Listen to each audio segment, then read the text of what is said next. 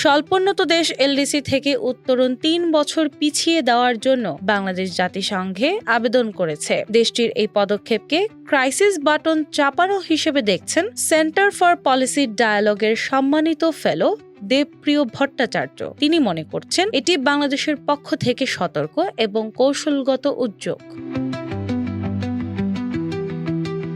আগামী সোমবার থেকে 5 দিন ব্যাপী জাতিসংঘের committee for development policy CDP বৈঠক শুরু হবে নিউ ইয়র্কে।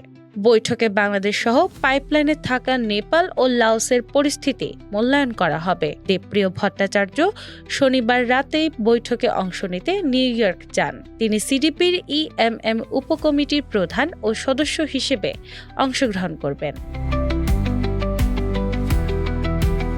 বাংলাদেশের আবেদন মূলত একজন সচিবের পক্ষ থেকে পাঠানো হয়েছে। আগের সরকারের সময়ে এমন আবেদন করা হয়নি। দেবপ্রিয় ভট্টাচার্য বলেন, দেশের আবেদন প্রক্রিয়া আগের প্রতিবেদনের সঙ্গে মিলিয়ে বিচার করা হবে। নভেম্বর সরকারের দেওয়া তথ্য নতুন আবেদনের সঙ্গে তুলনা করা হবে এবং উত্তরণকালীন কৌশলপত্র বাস্তবায়নের আন্তরিকতা বিবেচনা করা হবে। ইএমএম কাঠামোর ক্রাইসিস বাটন পরিস্থিতির নিয়ন্ত্রণের বাইরে গেলে ব্যবহার করা হয়। বাংলাদেশের আবেদন এই ব্যবস্থা সক্রিয় করেছে। শেষবার এটি ব্যবহৃত হয়েছিল সলোমন আইল্যান্ডসে, যেখানে সুনামি ও সামাজিক অস্থিরতার কারণে 2-3 বছর সময় বাড়ানো হয়েছিল।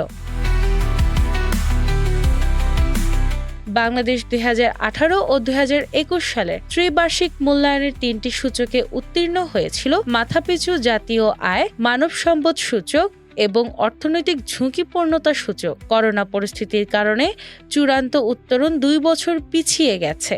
নতুন আবেদন অনুযায়ী দেশের এলডিসি উত্তরণ 2029 সালের 24 নভেম্বর পর্যন্ত স্থগিত করতে চাওয়া হয়েছে।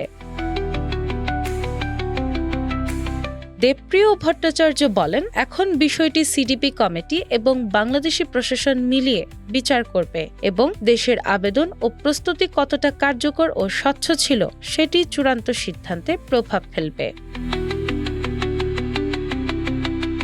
দিনা ইসলাম, বাংলা বাজার পত্রিকা।